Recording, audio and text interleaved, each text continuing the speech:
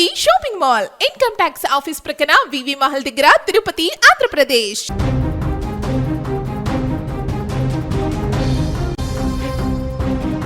కన్న ప్రేమ కరువైంది, బంధుత్వం బందీ అయింది.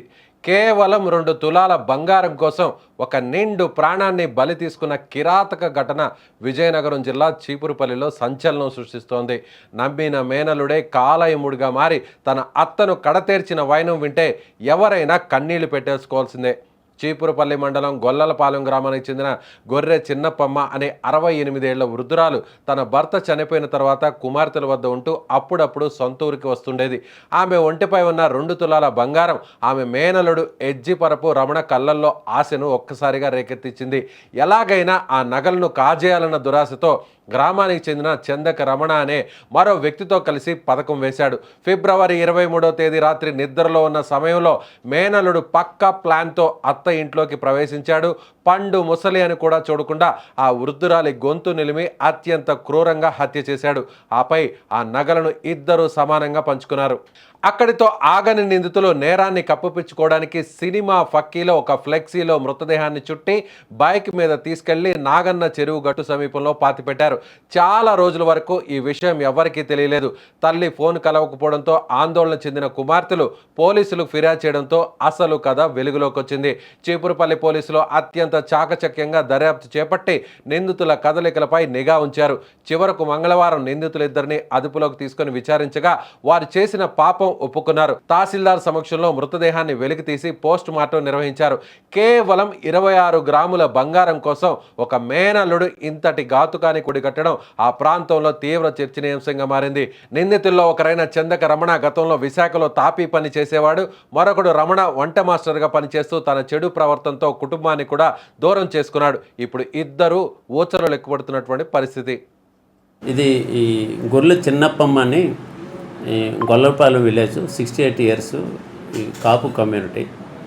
ఆమె 23 ఫిబ్రవరి నెలలోనూ ఇంట్లో ఉంటుండగా ఎవరైతే అక్యూజ్డ్ ఉన్నారో చందక రమణ అని ఒక ఆయన, ఇజ్జిపురపు రమణ అని ఒక ఆయన, అందులో ఇజ్జిపుర రమణ అని ఆయన సొంత మేనల్లుడే ఆమెకి.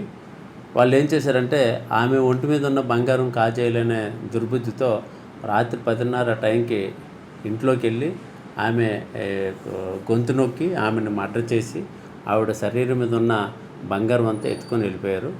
అంతేకాకుండా ఆ డెడ్ బాడీని ఆ రాత్రికి రాత్రే మోటార్ సైకిల్ మీద ఊరి చివరిని, ఊరికి సుమారు 2.5 కిలోమీటర్ దూరంలో ఉన్న ఒక చెరువులో తీసుకుని వెళ్ళి బరీ చేశారు. అది అంతటితో కాకుండా వాళ్ళు ఏం చేశారంటే వాళ్ళు బంధువులు ఎవరైతే అల్లుడు ఉన్నాడో అల్లుడు ఇచ్చిన రిపోర్ట్ మీద పోలీస్ స్టేషన్లో ఉమెన్ మిస్సింగ్ అని కేసు కట్టారు. కేసు దర్యాప్తులో ఉంది. దర్యాప్తులో ఉంటుండగానే పోలీసులు గాలిస్తున్నారు.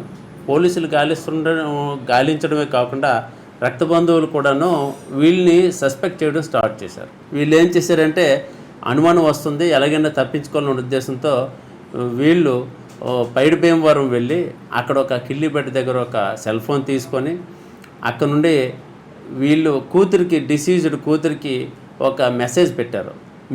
మీ అమ్మ క్షేమంగానే ఉంది, తునిలో ఉంది, మీరు వచ్చి తీసుకొని వెళ్ళిపోండి అని చెప్పి మెసేజ్ పెట్టారు. వాళ్ళ చనిపోయిన ఆ ముసలమ్మ ఫోటో కూడా పంపించారు, ఫోన్లో కూడా మాట్లాడి చెప్పారు.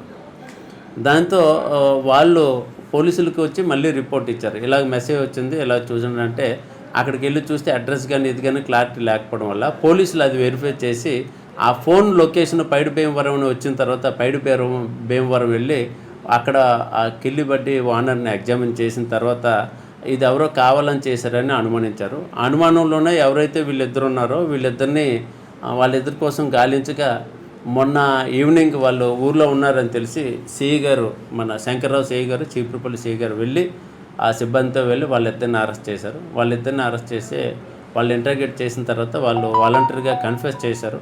మేమే మర్డర్ చేసాము, మాతో పాటు వస్తే డెడ్ బాడీని చూపిస్తామని చెప్పారు.